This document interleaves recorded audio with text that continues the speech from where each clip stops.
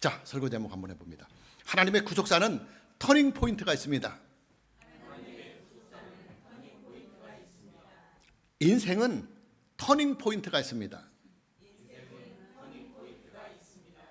먼저 터닝 포인트라고 하는 이 용어부터 정리를 해보겠습니다.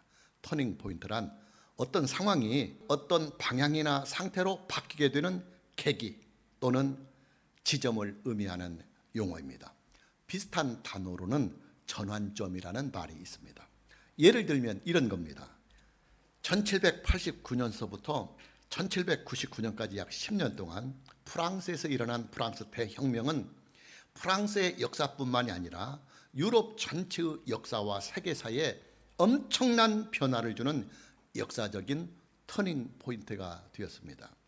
여러분, 프랑스 대혁명이 일어나던 그 시대는요, 유럽과 세계의 거의 모든 나라들이 왕정 국가의 시대였습니다. 전제주의 성격을 띤 봉건 사회요, 그리고 신분 사회였습니다. 그러나 프랑스 혁명을 대전환점으로 해서 유럽 세계와 그리고 세계의 많은 나라들이, 거의 모든 나라들이 왕이 나라와 백성이 주인의 노릇을 하는 왕정 시대가 무너지고 백성들이 나라의 지도자를 뽑는 공화정 시대가 새롭게 열리게 됩니다. 당연히 독재 시대가 물러가고 민주주의 시대가 도래를 하게 되겠지요. 이뿐만이 아닙니다. 프랑스 대혁명은 계급과 신분 사이에 묶여있던 인권이라고 하는 이 엄청난 이슈가 태도가 되면서 모든 인간은 신과 법 앞에 자유하고, 또 모든 인간은 신과 법 앞에 평등하고, 또 모든 인간은 신과 법 앞에 형제의 우애를 가지고 서로 협력하고 존중을 해야 한다고 하는 인권의 존중 시대가 활짝 열리게 됩니다. 실로 엄청난 변화입니다. 터닝 포인트는 역사나 그리고 국가 안에서만 존재하는 것은 아닙니다. 개개인들의 인생에서도 터닝 포인트가 있습니다. 전환점이 있습니다.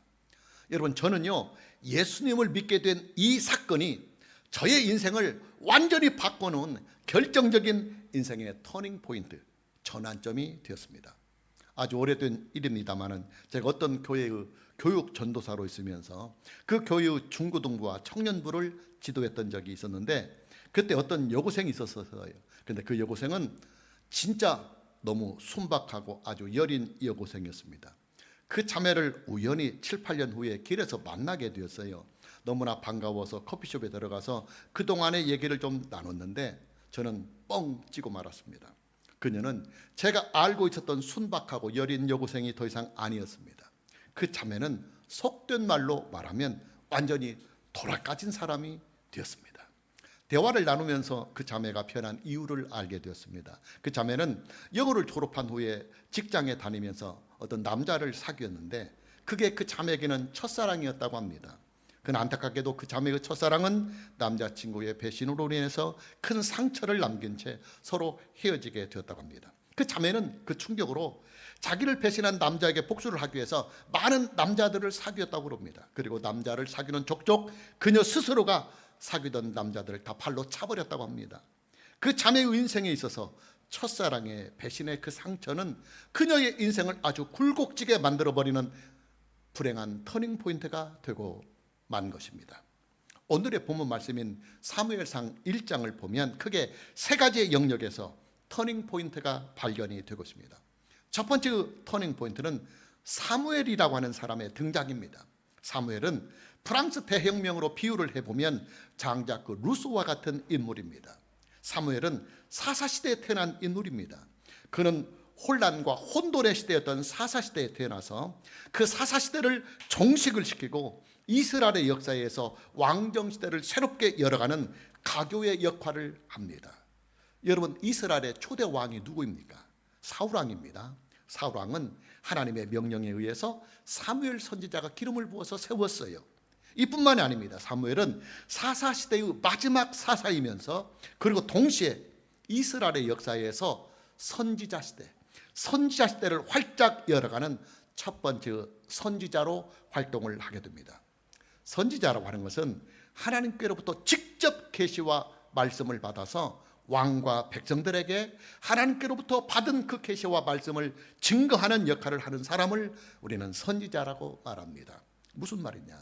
이스라엘의 역사에서 선지자 시대가 열렸다고 하는 이 말은 곧 하나님의 말씀의 시대가 활짝 열리고 있다는 말입니다. 그런 말씀의 시대의 포문을 누가 열었느냐? 사무엘이 하였어요. 사무엘은 이스라엘의 역사에서와 하나님의 구속사에서 그만큼 아주 중요한 터닝 포인트의 역할을 했다는 말입니다. 본문에 등장을 하고 있는 두 번째 터닝 포인트는 한나의 임신과 출산입니다. 한나는 사무엘의 어머니입니다. 그녀는 중첩이 만연했던 사사시대에 엘가나라고 하는 이스라엘의 남자와 결혼을 하게 됩니다. 그러나 그녀의 결혼 생활은 아주 불행했습니다. 남편의 가문을 이어갈 아들을 생산하지 못했기 때문입니다. 설상가상으로 한나의 남편은 또 다른 여인을 아내로 맞이했는데 두 번째로 맞이한 그 아내는 여러 자녀들을 낳았습니다. 한나의 아픔과 서름은 여기에서 끝나지 않습니다. 그녀의 경쟁 상대인 남편의 또 다른 아내인 브릿나는 한나를 멸시하면서 심히 고통을 줍니다. 한나는 한 명의 남편을 두고 서로 경쟁을 하는 여자들끼리의 그 경쟁에서조차도 완전히 밀려나고 있는 것입니다. 그런 그녀가 어느 날 오직의 마음을 먹고 하나님께 기도를 하기 시작합니다. 그녀의 기도는 아주 절박한 기도요, 또 오직 하나님 한 분에게만 소망을 두는 믿음의 기도였습니다. 감사하게도 하나님께서는 그녀의 기도를 응답해 주셔서 한나는 꿈에 그리던 아들을 낳게 됩니다. 그 아들이 누구냐? 이스라엘의 역사에서 아주 중요한 터닝 포인트 역할을 하게 되는 사무엘이라고 하는 아들입니다. 한나의 임신과 출산은 넓은 의미로는 이스라엘의 역사를 사사시대에서 왕정시대로 바꿔놓는 터닝 포인트가 되었고, 그리고 좁은 의미로는 시리고 서러운 그녀의 인생을 영광과 찬사의 인생으로 바꿔놓은 축복의 터닝 포인트가 되었습니다. 그러나 이런 인들보다도 더 중요한 터닝 포인트가 오늘의 본문 말씀에 있습니다. 그게 뭐냐? 하나님의 구속사에 있어서의 터닝 포인트입니다. 여러분, 사무엘의 출생과 사무엘 시대의 개막은요, 하나님의 구속사의 흐름에 큰 터닝 포인트로 자리를 잡게 됩니다. 왜냐? 사무엘은 선지자 시대를 여는 서곡이 되고 있기 때문입니다. 선지자라고 하는 이 직분은 하나님께로부터 직접 하나님의 계시와 하나님의 말씀을 받아서 이스라엘의 왕과 이스라엘 백성들에게 하나님의 말씀과 하나님께로부터 받은 그 계시를 전달해주고 그리고 가르쳐주는 역할을 하는 직분입니다. 하나님께서는 하나님의 계시와 하나님의 말씀을 선지자에게 주시고, 그리고 선지자는 하나님께서 그에게 주신 하나님의 계시와 그 말씀을 가지고 이스라엘 공동체의 신앙을 세워가는 역할을 하는 사람이 바로 선지자입니다. 여러분, 사사시대의 특징이 무엇에 있다고 그랬습니까? 사사시대는 사람들이 각각 자기들의 소견대로 하나님을 믿었고 자기들의 소견대로만 인생을 살았던 시대가 바로 사사시대였습니다. 그들에게는 하나님의 말씀이 엄연하게 존재를 하고 있었지만은 하나님의 말씀은 뒷전에 두고 각자가 자기들 마음대로, 자기들 편한 대로 하나님을 믿었고, 또 그들 각자는 자기들 멋대로 인생을 산 시대가 바로 사사시대입니다. 그러나 이런 혼돈의 시대에 사무엘이 등장을 하면서부터 이스라엘 공동체는 하나님의 말씀에 대한 기강이 비로소 바르게 세워지게 됩니다. 무슨 말이냐? 사무엘의 등장은 하나님의 구속사의 흐름에 새로운 전환점이 되고 있다는 말입니다. 여러분, 하나님의 구속사는요, 터닝 포인트가 있습니다. 전환점이 있습니다. 하나님의 구속사에 있어서 가장 결정적인 터닝 포인트가 뭐냐? 이 세상에 하나님의 독생자요, 우리를 구원하러 오시는 메시아이신 예수 그리스도가 이 세상에 오신 그 사건입니다. 쉽게 말하면 예수님의 탄생의 사건입니다. 저는 개인적으로 예수 탄생이라고 하는 이 말을 가급적 사용을 하지 않으려고 합니다. 왜냐하면 탄생이라고 하는 이 말은 출생이라고 하는 성격을 가지고 있기 때문입니다. 여러분, 출생이 뭡니까? 출생이란 전혀 존재하지 아니하였던 생명이 임신을 통해서 세상에 태어나는 일이 바로 출생입니다.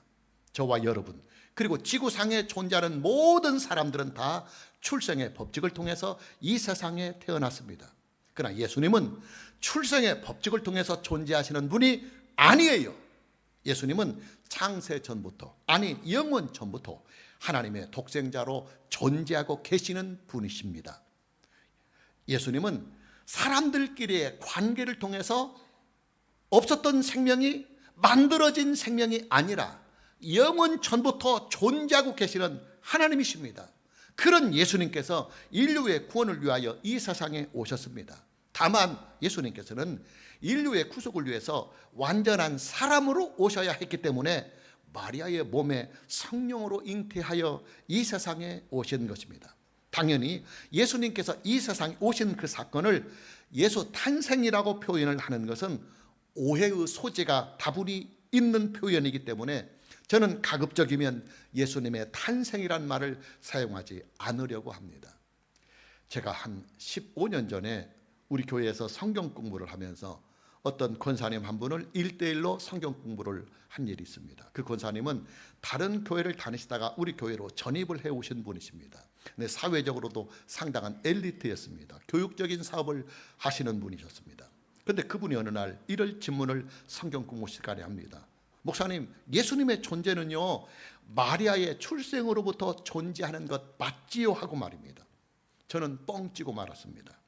그 권사님이 알고 계시는 성경 지식은 예수님의 존재를 사람의 출생의 개념으로 알고 있었던 것입니다. 그분에게 성경을 가지고 가르쳐 주었습니다. 예수님은 마리아의 몸에 잉태되기 이전에 이미 하나님으로 존재하고 계시는 분이라는 사실을 말입니다. 예수님은 영으로 존재하시는 하나님의 독생자가 완전한 사람이 되어 이 세상에 오신 분이라고 말입니다. 여러분, 4월 조파일이 어떤 날입니까? 불가들은 자기들의 용어로 석가탄신이라는 말을 쓰지 않고 부처님 오셨 날, 부처님이 오셨다고 부처님 오신 날이라고 씁니다. 여러분, 탄신이 맞아요. 탄생이 맞습니다. 석가는 코타마시타르다가 없었던 생명이 그의 부모들의 임신을 통해서, 그의 부모를 통해서 이 세상에 왔기 때문에 탄신이 맞아요. 탄생이 맞습니다. 그런데도 불구하고 불가는 일부러 불가 탄신이라고, 탄생이라고 쓰지 않고 부처 오신 날 그렇게 씁니다. 신비롭게. 그런데 예수님이 이 세상에 구주로 오신 그 날을 기독교인들은 오래도부터 예수 탄생이라는 말을 씁니다. 사실은 예수님이 이 세상에 오신 날이 정확한 표현입니다. 왜냐하면 예수님은 이 세상에 오시기 이전에도 이미 존재하고 계셨어요. 그렇기 때문에 예수님은 탄생을 하신 분이 아니에요. 하나님의 독생자로 영원 전부터 계시던 분이 인류의 구속을 위하여 사람으로 이 세상에 오신 사건이 바로 예수님이 이 세상에 오신 일이에요. 그래서 예수 탄생이라고 하는 말은 성경적이지 못해요.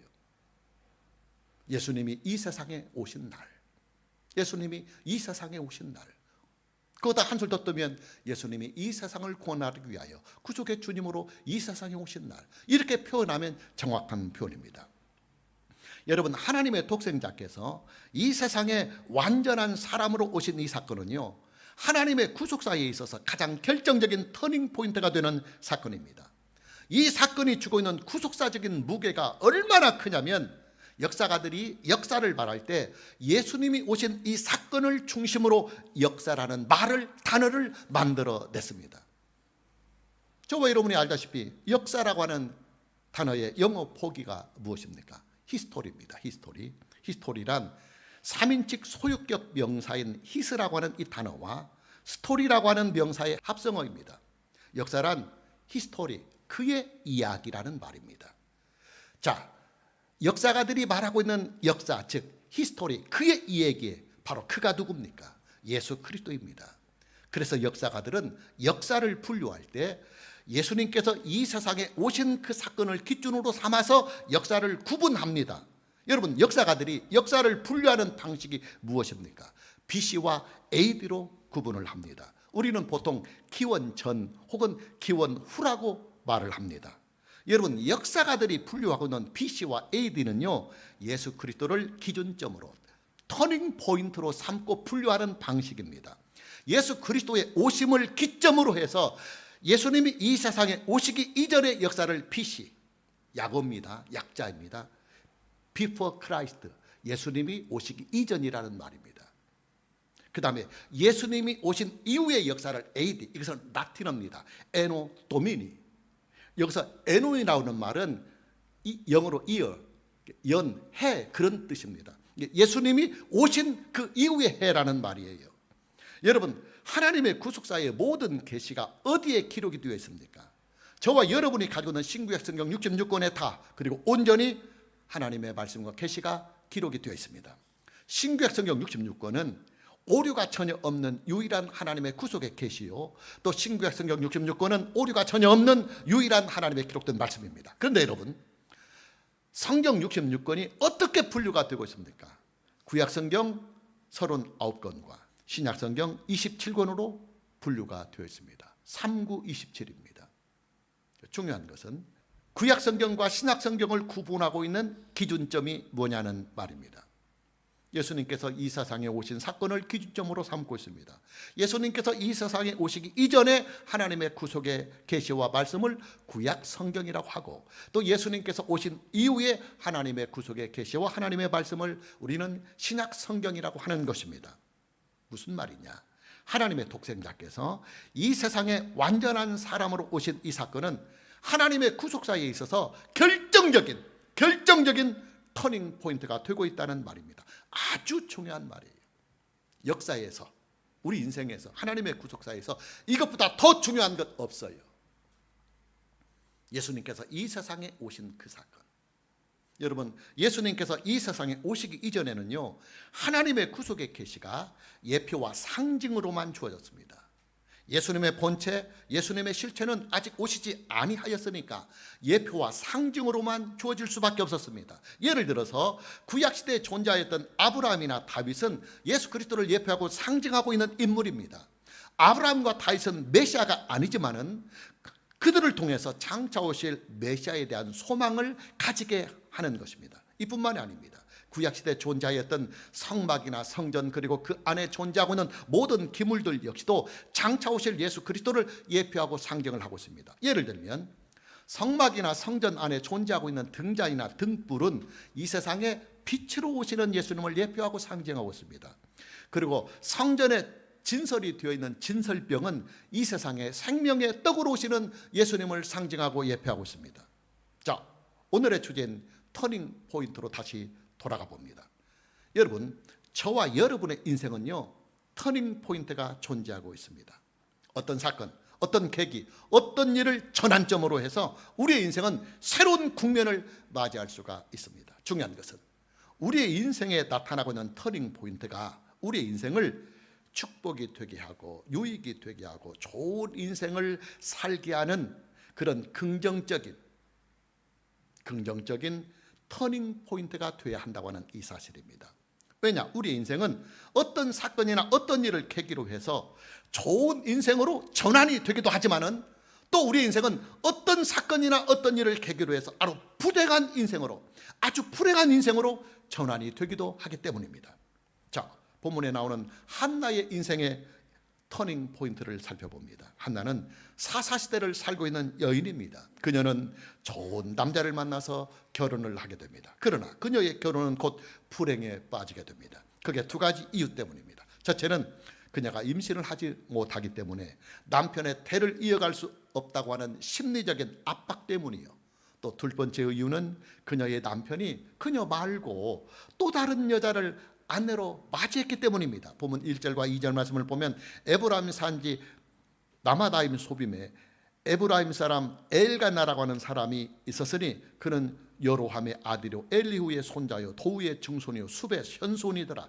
그에게 두 아내가 있었으니 한 사람의 이름은 한나요 한 사람의 이름은 브린나라. 브린나에게는 자식이 있고 한나에게는 자식이 없었더라 그랬습니다. 성경학자들은 본문의 말씀을 해석할 때 한나의 남편인 엘가나가 한나 말고 브린나를 다시 아내로 맞이한 이 이유를 한나의 불임과 관련이 있을 것이라고 해석을 하고 있습니다. 왜냐하면 고대 사회에서는 장남이 가문의 가업을 이어가는데 한나는 불임증으로 말미암아서 전혀 아이를 갖지 못하기 때문입니다. 아마도 한나의 남편은 가문의 기업을 보존하기 위해서 한나보다 더 젊은 여인을 한나보다도 더 젊은 여인을 다시 아내로 맞이하였을 수 있는 가능성이 충분히 있습니다. 더더욱 한나의 마음을 아프게 한 것은 그녀의 경쟁 상대인 브릿나는 남편과의 사이에 여러 명의 자녀를 두고 있다는 사실입니다. 다시 본문 2절 말씀을 보면 그에게 두 아내가 있었으니 한 사람의 이름은 한나요 한 사람의 이름은 브릿나라. 브릿나에게는 자식이 있고 한나에게는 자식이 없었더라 그랬습니다. 본문 2절 말씀을 보면 브릿나에게는 자식이 있다는 말씀이 나와요. 성경 원문에서는 이 자식이라고 하는 이 단어가 복수로 되어 있어요. 한나의 경쟁 상대인 브릿나는 적어도 2명 이상의 자식을 두고 있었다는 말입니다. 한나의 경쟁 상대인 브릿나는 자식을 뒀기 때문에 한나 앞에서 당당했습니다. 그리고 한 걸음 더 나가서 한나를 심히 격노하게 하면서 한나를 괴롭혔습니다. 본문 6절 말씀을 보면 여호와께서 그에게 임신하지 못하게 하심으로 그의 척수인 브릿나가 그를 심히 격노하게 하여 괴롭게 하더라. 여러분, 지금 한나가 처해 있는 이 처지를 한번 생각해 보십시오. 한나의 인생이 얼마나 참담하겠습니까? 한나는 이때, 여기서부터가 중요합니다. 한나는 이때 그녀의 인생에서 가장 중대한 결단을 하게 됩니다. 그 결단이 뭐냐? 하나님께 자기의 그 아프고 시린 인생을 놓고 집중적으로 하나님께 기도를 하는 일이었습니다. 본문 10절과 11절 말씀을 보면 한나가 마음이 괴로워서 여호와께 기도하고 통곡하며 서원하여 이르되 만군의 여호와여, 만일 주의 여종의 고통을 돌아보시고 나를 기억하사 주의 여종을 잊지 아니하시고 주의 여종에게 아들을 주시면 내가 그의 평생에 그를 여호와께 드리고 삭도를 그의 머리에 대지 아니하겠나이다. 한나의 기도는 그게 두 가지의 특징을 가지고 있는 기도였습니다. 첫 번째, 한나의 기도는 절박한 기도였습니다. 한나의 그 절박함은 오직 하나, 하나님의 은혜로 말미암아 남편의 태를 이을 수 있는 아들을 갖는 일이었습니다. 두 번째로 한나의 기도는 서원을 하는 기도였습니다.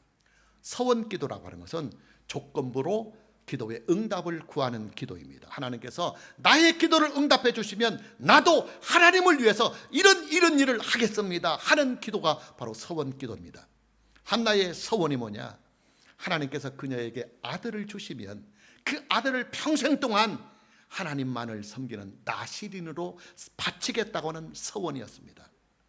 한나의 이 기도가 얼마나 절박한 기도였는지를 가늠하게 하는 말씀이 본문에 나오고 있습니다. 본문 13절 말씀을 보면 한나가 속으로 말하며 입술만 움직이고 음성은 들리지 아니하므로 엘리는 그가 취한 줄로 생각한지라. 여러분, 사람의 마음이 너무 아프면요 막 억장이 무너진다고 그러잖아요. 그래서 말이 제대로 안 나와요. 그러니까 한나의 그 마음속에 있는 그 고통과 아픔을 말로 토로해서 하나님께 기도를 해야 되겠는데 마음이 너무 고통스럽고 아프고 시리니까 말이 안 나와요. 억창이 무너지니까 말이 안 나오고 그냥 입소리로만 죽죽죽죽죽. 여기서는 지금 말이 나오는데 입에서는 말이 안 떨어지는 거예요.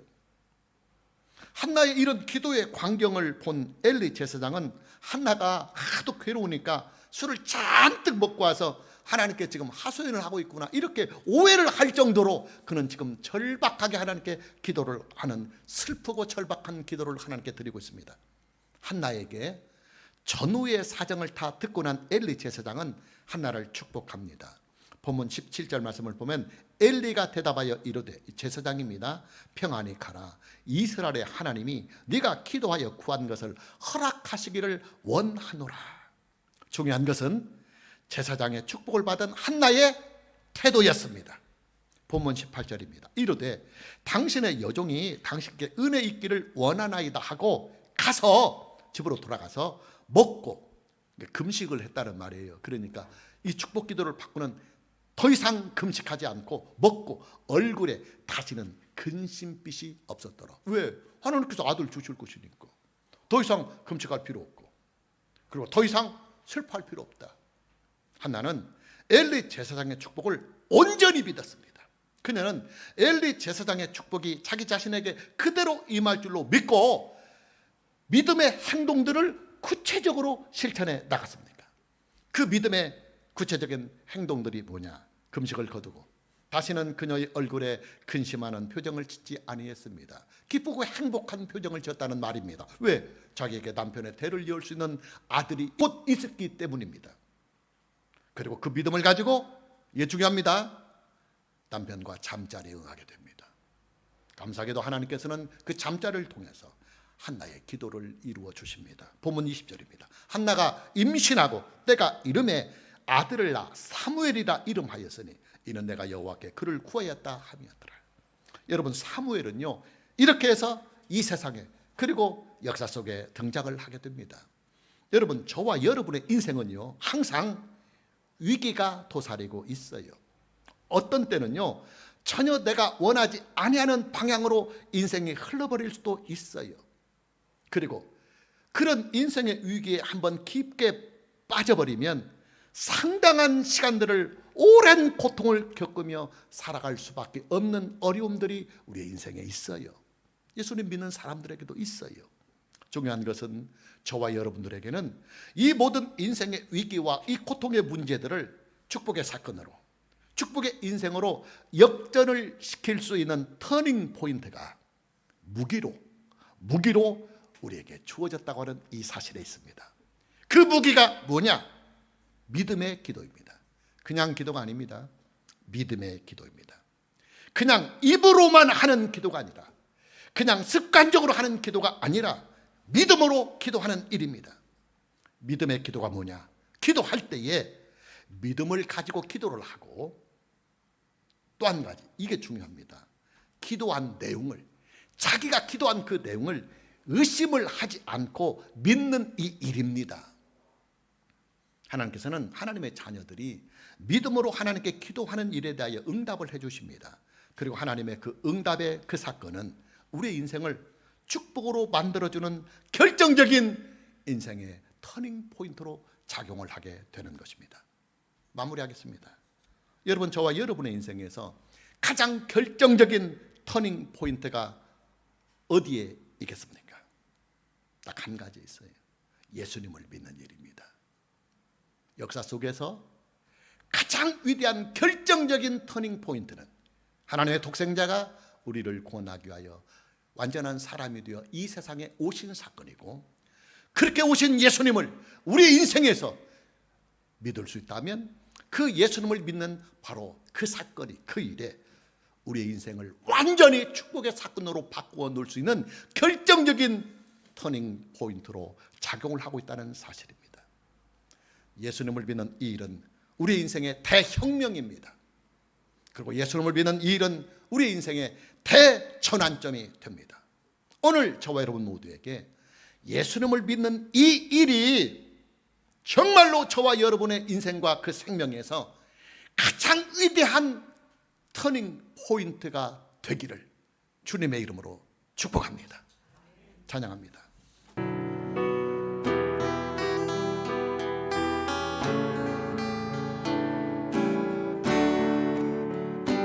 주님의 시간에, 주님의 시간에 그의 뜻이 이루어지기 기다려 하루하루 살 동안 주님 인도하시니 주 뜻 이룰 때까지 기다려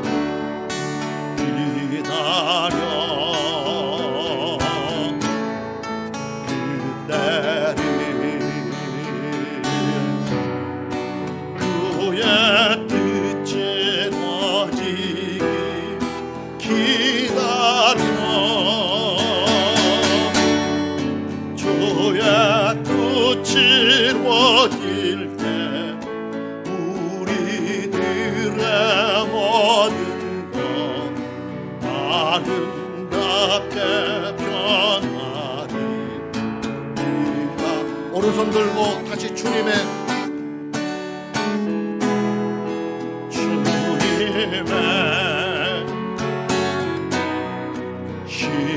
시간에 또의 끝이 이루어지기 기다려 하루하루 살 동안 주님 인도하시니 저도 이룰 때까지 기다려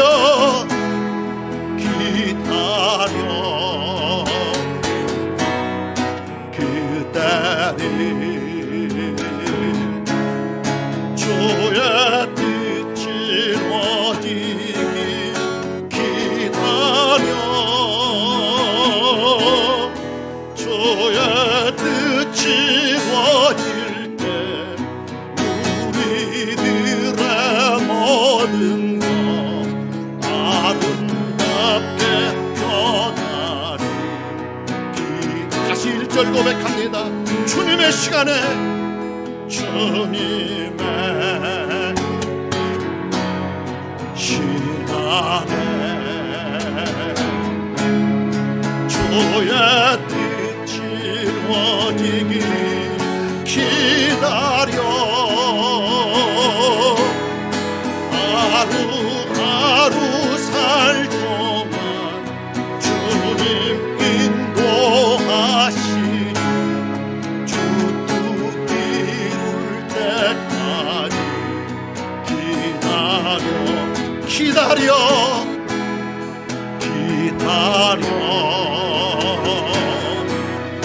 그대를 주의 뜻이 이루어지기 기다려 주의 뜻이 이루어질 때 우리들의 모든 것 아름답게 변하리. 다시 1절 고백합니다. 주님의 시간에 주님의 시간에 주의 뜻이 이루어지기 기다려 하루하루 살 동안 주님 인도하시니 주 뜻 이룰 때까지 기다려